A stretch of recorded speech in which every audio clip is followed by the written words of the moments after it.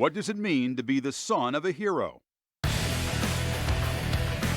He lived every day to get some kind of pat on the back from our dad. I had to train myself to quit giving a crap about everything. He swears somebody grabbed him and pulled him out of that car. Dale Earnhardt Jr. spent most of his life chasing the man in black, and just when he'd nearly caught up, his father was gone forever. Big trouble! Big wreck behind him! I thought about not driving anymore because all my driving, I did it for him.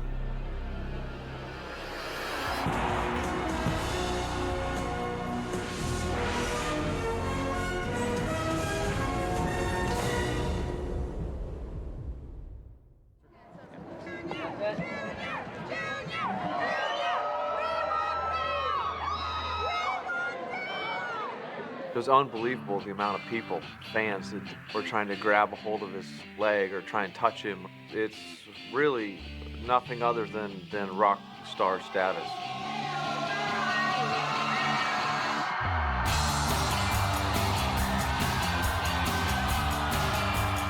My wife and I came walking up, and there's Junior with like 12 Bud girls.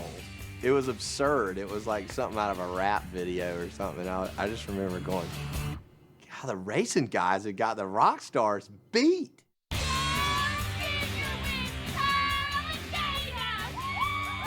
He's the next version of the Elvis Presley of NASCAR, with his t-shirt, his baggy blue jeans, his hat on backwards, MTV music blaring. It created a total different fan base that I'm not sure that NASCAR had really had access to before that. I'm Dale Earnhardt Jr. Welcome to a new generation of Wrangler. As NASCAR slips into the fast lane of America's pop culture, Dale Earnhardt Jr. is behind the wheel. His popularity has sold everything from a bottle of men's cologne to a bucket of Kentucky Fried Chicken. He appears in pop music videos. On race day, celebrities appear in his pit.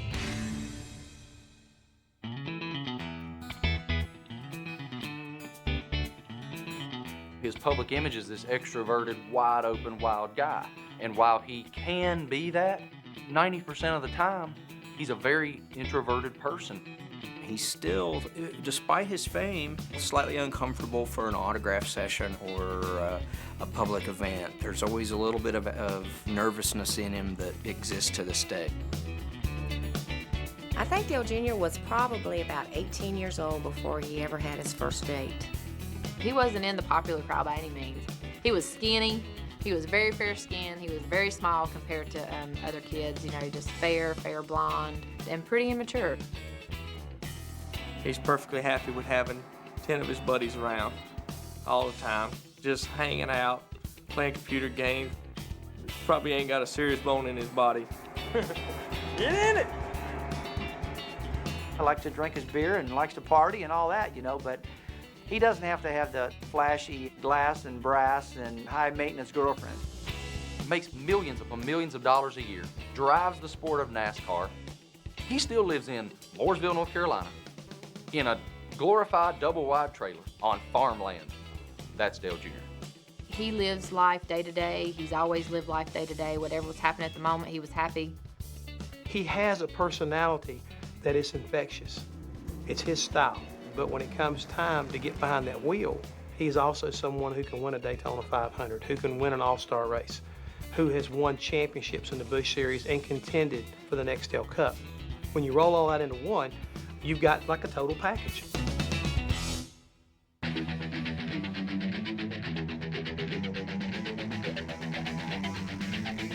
He has excellent car control. He has a really good feel for his race car. He relates well to his crew. Very aggressive on the racetrack, which is a good thing. They know when they look in that rearview mirror and they see that red Bud that they better get a double hand on the steering wheel, that he's probably going to let you know he's there, but he will race you clean. Junior slides into the bottom, and away he goes. Right off the bat, you could see that he was a natural-born star on the restrictor plate tracks. I've seen some moves, you know, 3 wide. I think it's pretty spectacular restrictor plate racing. Junior is undoubtedly the best restrictor plate racer of present day, but If you put his body of work together, he's just, an average driver. He hasn't mastered road racing, he hasn't mastered short track, he hasn't mastered intermediates. The only place he excels all the time is super speedways. Junior's greatest strength and his greatest weakness as a driver, in my opinion, is the fact that he's an emotional driver, which is great when it's going good, and it's tough when it's going bad. He rides the roller coaster pretty hard. I think that when he gets the team around him and everything works like it's supposed to, that Dale Earnhardt Jr. is just as good as any of the top 5 in our business today.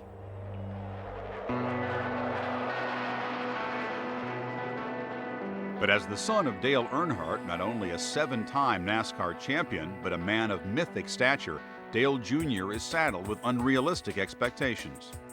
The pressure that I do feel is from my dad's legacy. That's the pressure that I feel, is getting out there and getting it done. From a fan's perspective, they think it's Greek mythology. They think your father just chewed something up and spit out a piece of himself, and you should be as good as he is right off the bat.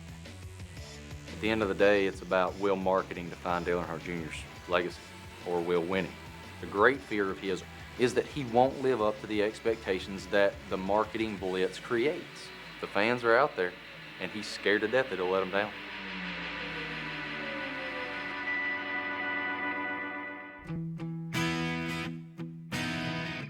Everything that is basically in Dale Jr.'s genes stems from the fact that he comes from a rich motorsports gene pool with Ralph Earnhardt on one side, Robert G. on the other, 2 legends. Robert was not intense at the racetrack. Ralph was nothing but intensity at the racetrack.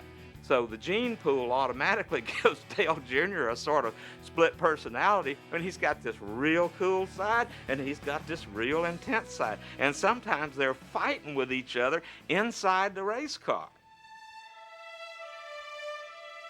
A generation after his grandfathers were immersed in racing in the sagging mill town of Kannapolis, North Carolina, Ralph Dale Earnhardt Jr. was born on October 10, 1974.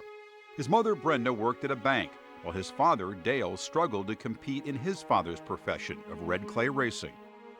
In 1974, when Dale Jr. was born, Dale was very much at the bottom of the totem pole, trying to just make enough money to feed his family. Dale Sr. once told me that his wife, Dale Jr.'s mother, would stand on the porch as he backed out on a Friday night to go down to Cherokee Speedway in South Carolina and cry because there was no food in the cupboard. The sacrifices were huge. Were they worth it now?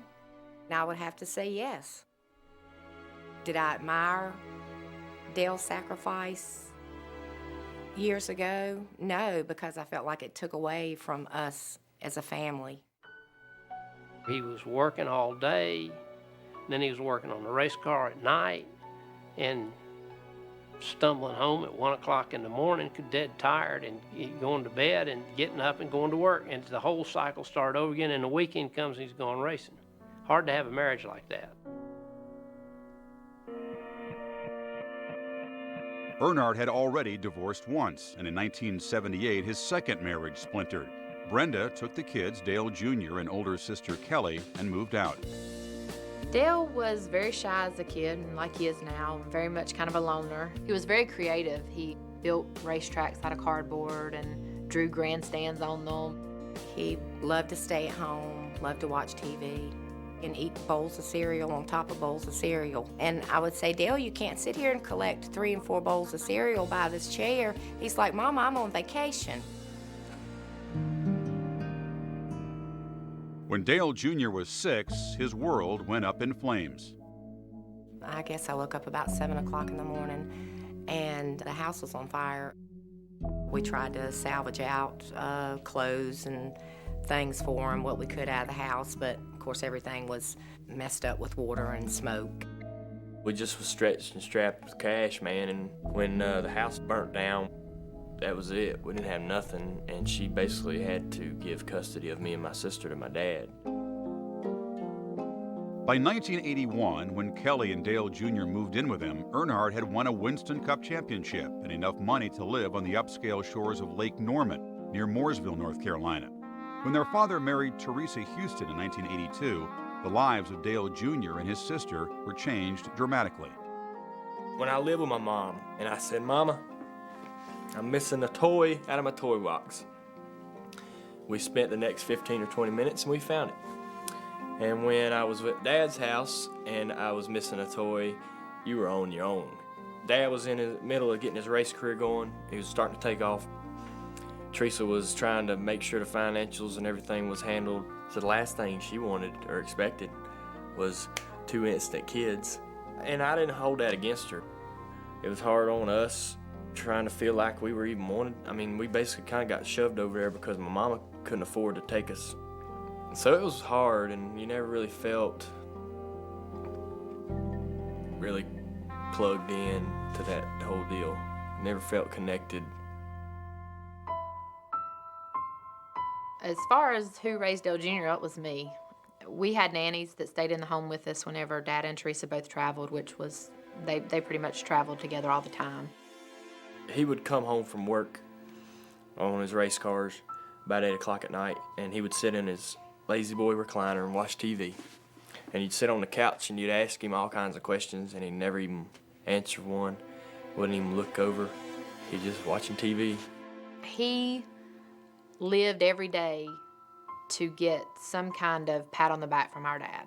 And Dad didn't give pats on the backs, and he didn't give I love yous every day. There's a lot of similarities in the relationships between my daddy, Ralph, and my brother Dale, and my brother Dale, and my nephew Dale Jr. Most of that is the fact that they idolized their dad. The reason why he was easy to love was because he was perfect. He had everything figured out, and he handled it all perfect. So it was easy to go, hell, that's what I want to be in life. He was always in trouble. That's what he was. But I mean, it was a lot of fun. It was just, he was one of them that was always into something. Definitely when we were growing up, we hungered for more attention. Some of the trouble that he got into was, you know, maybe a way to try to get some of that attention that we didn't regularly get.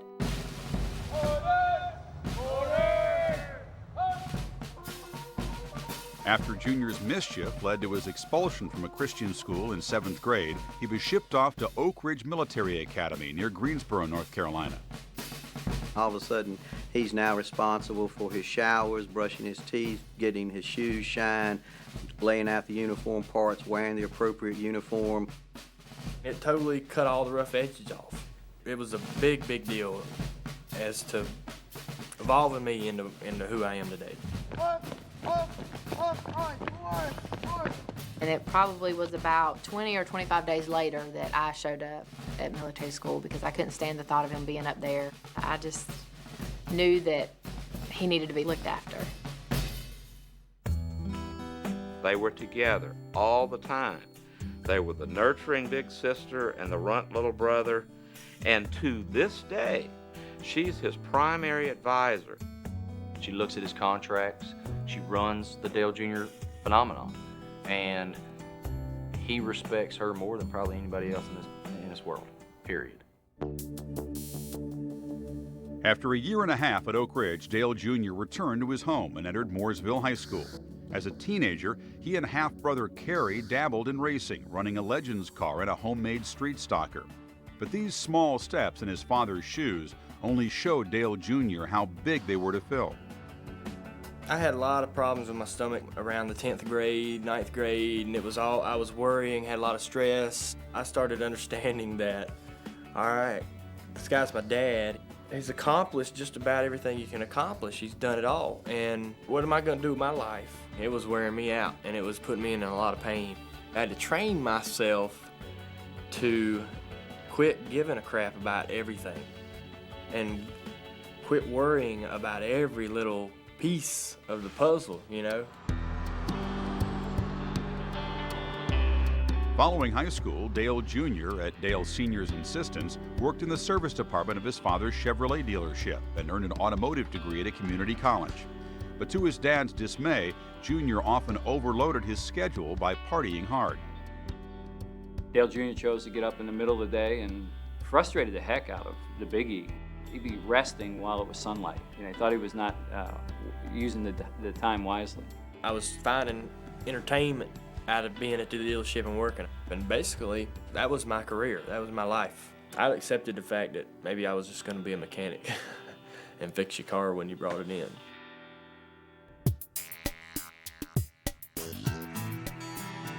I really don't know what Dale Jr. would be if he was not a race car driver. Being around it all his life, racing is what he always wanted to do. In 1992, Dale Jr.'s road to racing widened when short-track veteran Gary Hargett, who had raced with 2 generations of Earnhardts, sought permission from the father to put the son in a late-model stock car. Initially skeptical, Dale Sr. consented.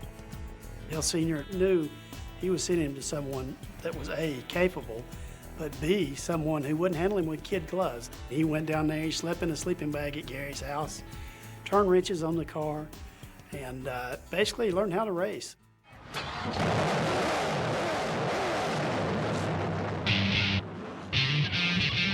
He had this habit of just burning the tires up. And I could not get it across to him that you could not run wide open the whole race. And I kept telling him, you've got to slow down.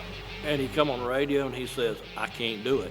I said, why not? He said, I just can't make myself slow down. I said, well, just go ahead and burn them up. For 4 years, Dale Jr. ran late models in NASCAR's Winston Racing Series. With Hargett behind him, the son of a stock car legend tested his mettle in the short track school of hard knocks. Some drivers would take him out. There's this one guy, every time Junior get around him, he'd block him. I mean, Junior would eventually get tired of it and hit him. I wrecked the car a couple times real early, and me and him had to put the car back together ourselves.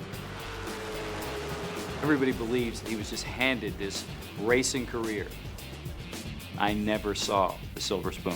Dale Earnhardt Jr. had to work for what he got. What we won the week before basically determined how we could race the next week. What tires we could afford and who did and didn't get to go because the pit pass money was $20 a piece. Dale wanted him to go there and learn on his own how to drive, how to race, how to live on no money. Basically, it was a test. Prove to me that this is what you want to do and you're willing to sacrifice and dedicate your life for this. All the way up until I was 18, I hadn't given him a whole lot of reasons to be too proud of me. I hadn't really accomplished anything or tried to even accomplish anything. Once I started working, he turned around and started helping. He was like, hey man, all right, here's a hint, here's a clue. Dad knew all about racing, so we were more in his territory whenever we started wanting to race. I think that made him open up a lot more because he was able to talk more freely about what we were doing and showing us the right way of doing things. Racing out of his father's shop in 1996 and 97, Dale Jr. finished his late model career with just 3 wins and 159 starts. But on the advice of Jr.'s uncle, Tony Urey, Dale Sr. took a chance on his son, eventually promoting him into the vacant seat at Dale Earnhardt Incorporated's Busch Series car in 1998. His first race at Daytona was just an absolute disaster. He overshot his pit. He got laps down. Then he tumbled end over end. Oh, now trouble. Dick Trickle gets into Earnhardt. Earnhardt's car goes over. Young Earnhardt gets an unwelcome debut at Daytona.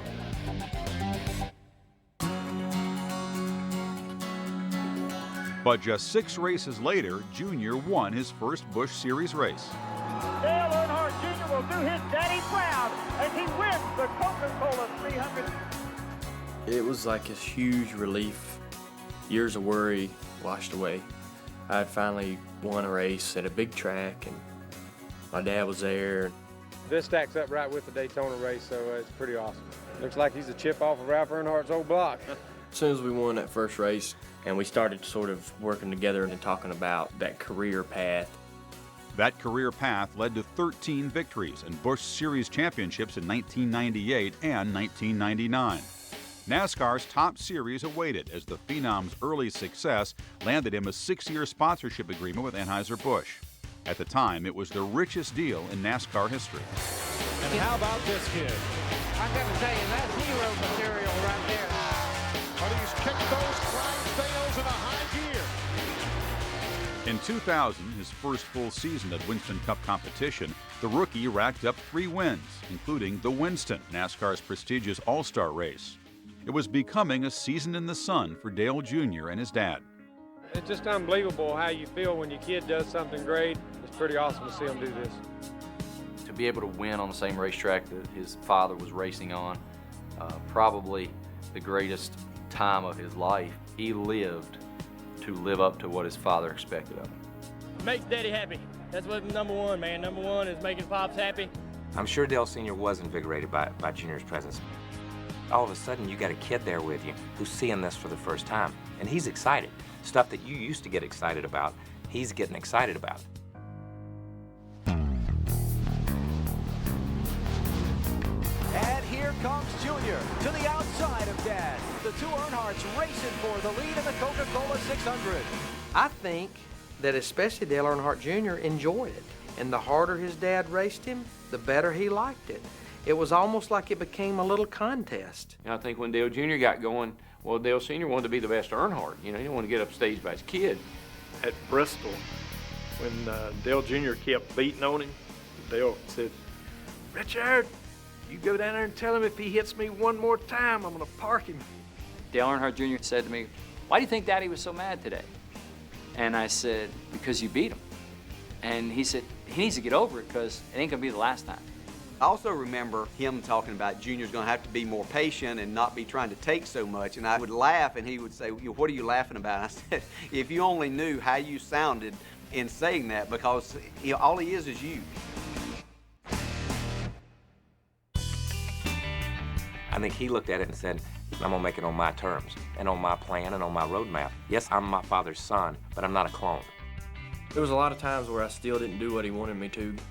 He wanted me to really go after it, you know, grab this opportunity by the horns. And I just was having too much fun. I was like, man, nah, I'm not making this a whole lot of work. No way. The drivers' meeting is just starting. Dale Earnhardt Sr. and Rusty Wallace were sitting together. And in walks this kid with his hat on backwards, sunglasses, long t-shirt, baggy blue jeans. And Rusty looks at Senior and he goes, "Who in the world dresses that boy?" And Dale Earnhardt Sr. just like shakes his head like, "I don't know. He is who he is, and that's what we accept him as." Dad was able to start giving to Dale Jr. in terms of Dale being successful on the racetrack and getting that pat on the back from Dad. We were definitely a lot more on an equal plane, you know, where he would understand my conversations and I was understanding his. They were communicating and getting along a lot better and doing more things outside of racing. I think it meant the world to him because that's what it was all about.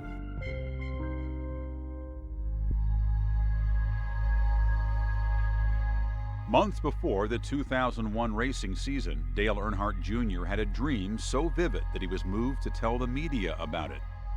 He says, "You know, I know it sounds crazy, but I've just had this dream that I am going to win the Daytona 500. I have this vivid image of me crossing the finish line, the checkered flag flying, and I'm the first one." And they were like, "Well, where was your dad?" And I was like, "Well, he wasn't in the top 10. I don't know. I didn't see him." And everybody laughed because we thought what he meant was he was back. And to this day, I still get chills thinking about him saying he wasn't there at the end of the race. Dale Jr. and I are working hard at trying to race better together. And I need drafting partners and, you know, things like that. And we're even going to run the 24 Hours of Daytona this year to even learn teamwork a little more. In the run-up to the Daytona 500, father and son joined for the first time as teammates in the 24-hour road race. They finished second in their division and stood together at the champagne spray in Victory Lane. I think if there was ever a point in Dale Jr.'s life where, okay, I've made it. I have my father's approval, his attention, his pride, his affection, everything is there. It's been a hell of a rocky road up, but I'm here now. Gentlemen, start your engines!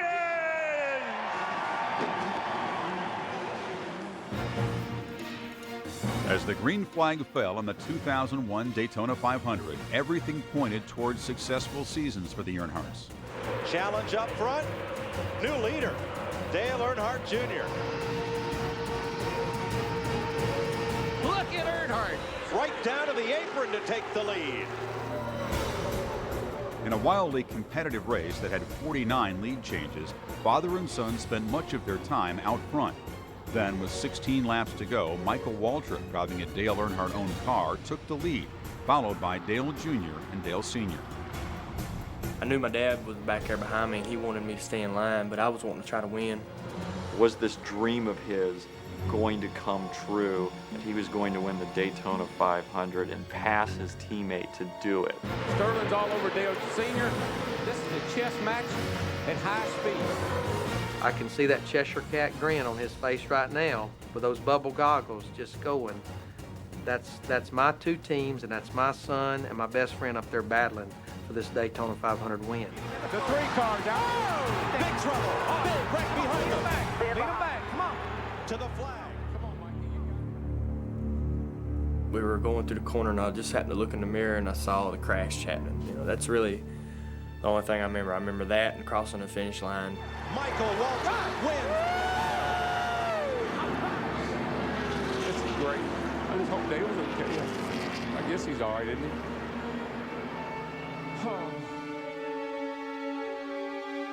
Dale Earnhardt Jr. at a dead run toward the track's infield care center. Walked through there, and I didn't see anybody. Dad wasn't in there, and I did walk by a room, and Kenny Schrader was in there, and we just locked eyes for a second, and that's when I knew something serious was going on. Dale Jr. and his stepmother, Teresa, rushed to Halifax Medical Center. They were still working on him when I got there, you know, so that was hard. I don't know, that was just a hard deal. I don't know. That's something I don't think I'll ever be able to really share with anybody. I think he was in a little bit of a shock, like a lot of shock. Like, I know it just happened. I'm not going to sign up to the fact that just happened. I'm out of here. I don't want to remember seeing my dad laying on a metal table. After the accident in Turn 4 at the end of the Daytona 500, we've lost Dale Earnhardt. Nowhere was Earnhardt's loss felt deeper than in Kannapolis, North Carolina, where the family gathered after the crash. Within hours of his father's death, a different Dale Jr. joined them.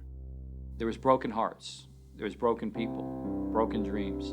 But I'm going to tell you, when Earnhardt Jr. walked in the door, I knew instantly, beyond a shadow of a doubt, that he went from boyhood to manhood.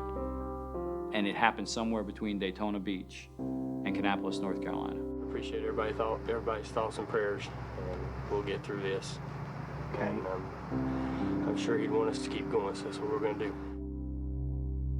It seemed like Dale Jr. just sort of hitched up his spurs and, you know, got on with business, and you really never saw the emotion. I never saw the grief that I know he had to feel.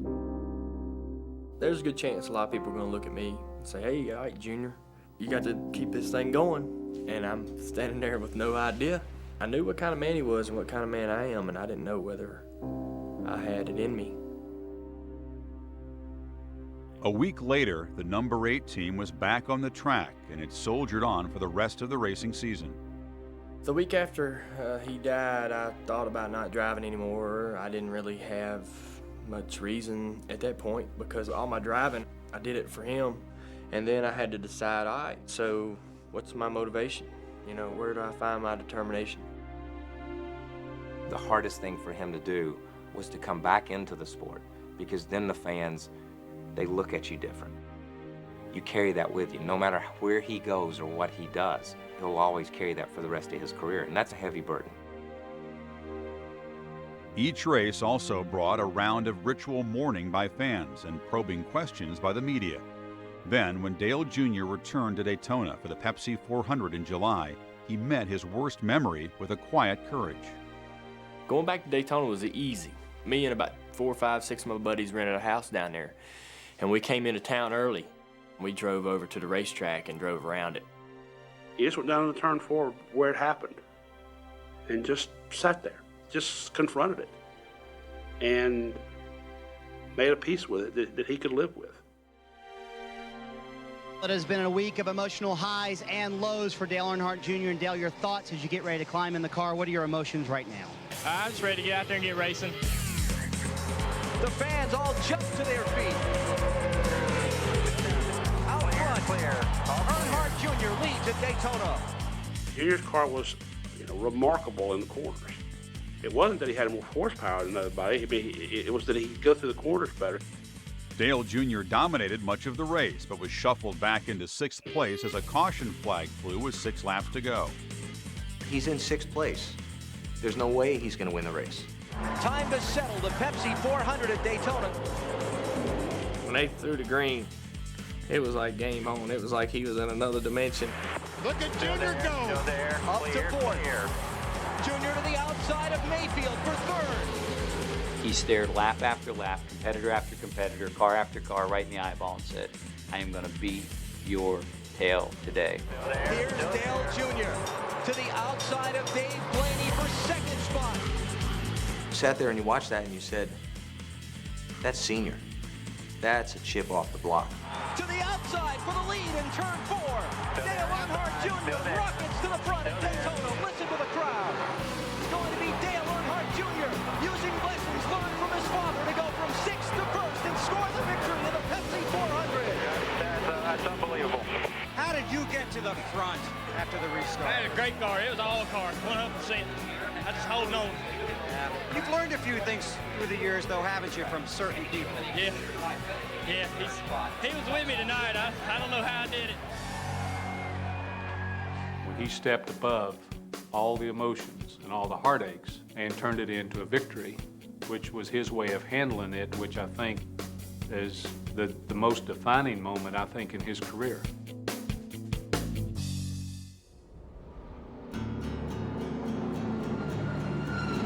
In the absence of his father, those most closely guiding the racing career of Dale Earnhardt Jr. were his uncle, Tony Eury Sr., and his cousin, Tony Eury Jr. They acted as crew chief and car chief for the number 8 team, operated by DEI, Dale Earnhardt Incorporated. It is a difficult dynamic when you're talking about working with your uncle and your cousin. Blood, I mean, they may as well be brothers. Hey, blood's thicker than any contract. This man right here is with me for the rest of my life. Junior was trapped in this limbo for his first couple of seasons in Cup, where nobody could really figure out if he was good at what he did or not. Because if he did succeed, people would say, well, he's benefiting from all the work his father's done at DEI. Only in the course of his father's death could he prove himself competent and worthy. It took about 3 or 4 years. I was sort of floating around with really no idea of what I wanted to accomplish. You know, I just showed up every week trying to win, and that was really one-dimensional and shallow. After taking basically the year off in 2001, just kind of riding around. 2002, we kind of just like, okay, we won a couple races, but we were still in that uneasy state. 2003, we come out and said, okay, we're going to win this thing. Earnhardt Jr. to the checkered flag. He wins the EA Sports 500. From 2001 to 2003, Earnhardt earned 7 victories and a reputation for letting the good times roll. I think people thought that if Junior ever put more focus on racing and less focus on partying, he could win 7 championships like his father did. Have I pissed away some opportunities to get a couple of those things done? I don't think so. Could I have focused a lot harder? I probably could have. I was doing what a 25 and 26-year-old is supposed to do. I'm not a machine. I think people begin to say, okay, now's the time. Now's the time. What are you going to do? What are you going to do? The question hung over the start of the 2004 season. Late in the Daytona 500, Earnhardt was running second to Tony Stewart, who led nearly half the laps and appeared dominant. I'm like, look, 97's back there, but he's not going to help you.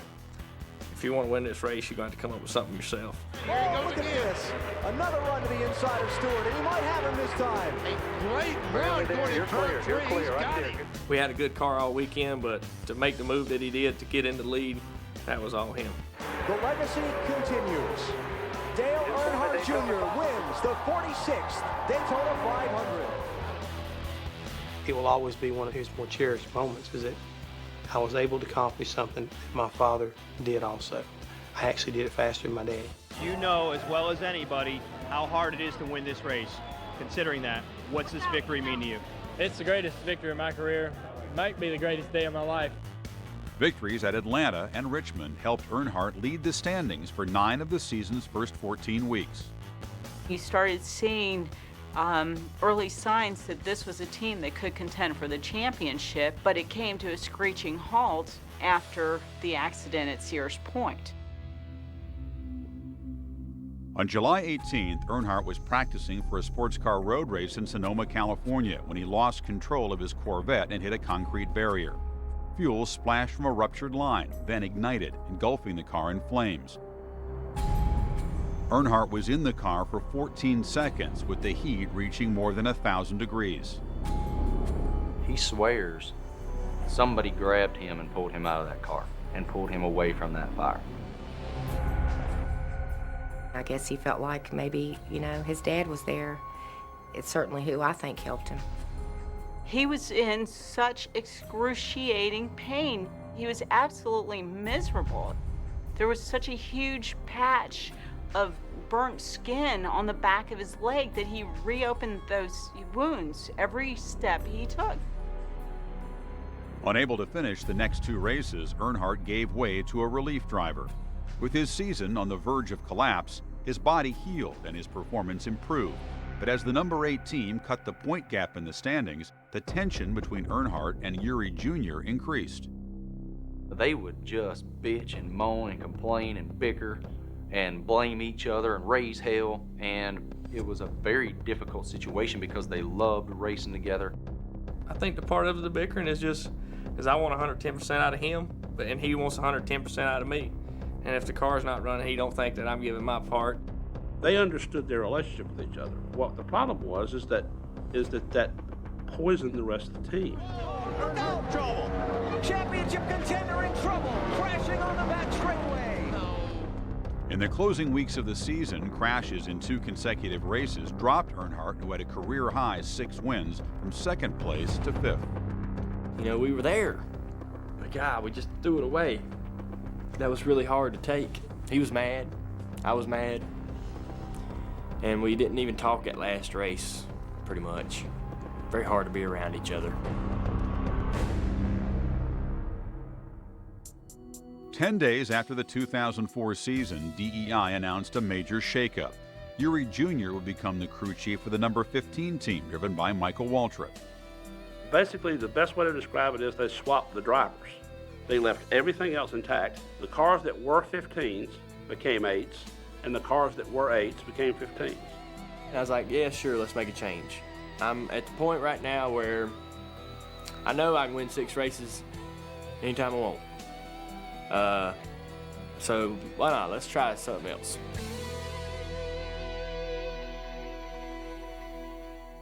Look at Junior, he slams up to the outside. He's going to take the lead with 5 laps to go. Unbelievable.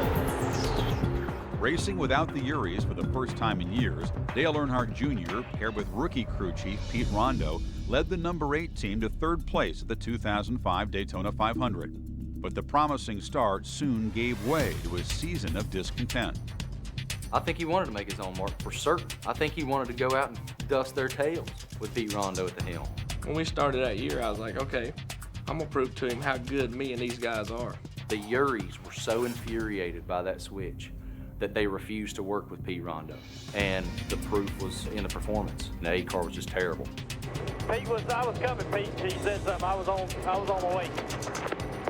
I saw you. That's why I called you up. That was only 3 laps. You don't understand what 3 laps is out here. That's like 40 anywhere else.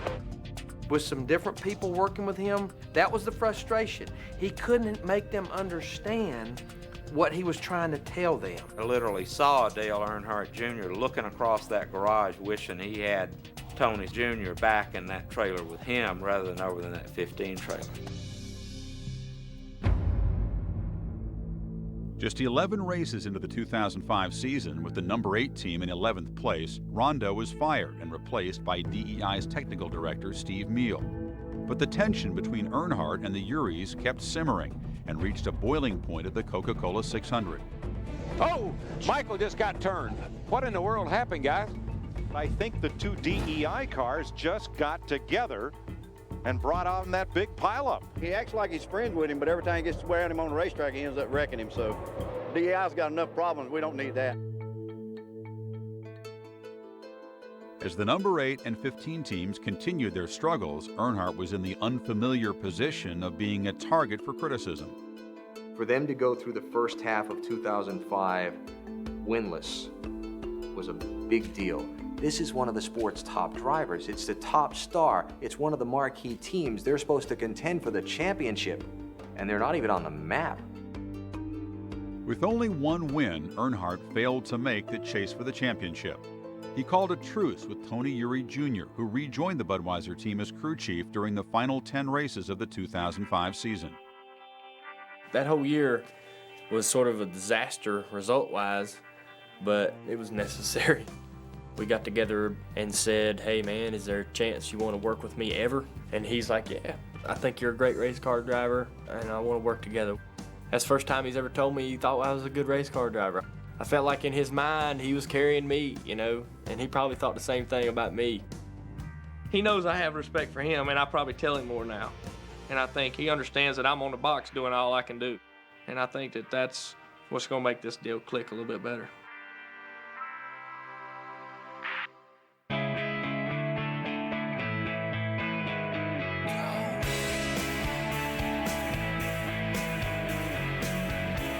Now a leader in his own right, the son, who for so long struggled with living in the shadow of his father, understands the legacy left him. I see more of Dale Sr. and Dale Jr. now than I ever have. I can pretty much bet you that any big decision he has to make, it always runs through his head. Which way would my dad go? I know who he was as a person, and I know how he accomplished what he accomplished. I can see that path, and I want to be able to do that. I want to win those races, those championships. This is his time, his place. This is his NASCAR. Dale Jr. has got to make his decisions of what kind of memories and what kind of legend he will turn out being.